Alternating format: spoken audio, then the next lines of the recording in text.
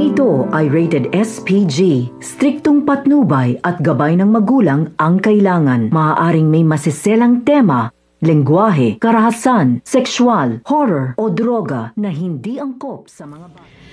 So guys, dahil nga ngayon alam na ni Rose ang buong katotohanan tungkol sa kanyang pagkatao, ay naging malino na sa kanya daw ang lahat kung bakit bata pa lang sila nito ni Amira ay iba na ang trato sa kanilang dalawa ng kanilang pamilya at ng lola niya na halatang halata na mas mahal nga daw nila etong si Amira. Sinabi naman ng kanilang lola na hindi nga daw iyon totoo dahil patas ang pagmamahal. Ngunit etong si Rose ay desidido na nga na doon tumira sa kanyang ama at talagang tuluyan na siyang magpapaalam sa mga ito. Lungkot na lungkot naman ang kanyang lola ngunit wala nga itong magagawa.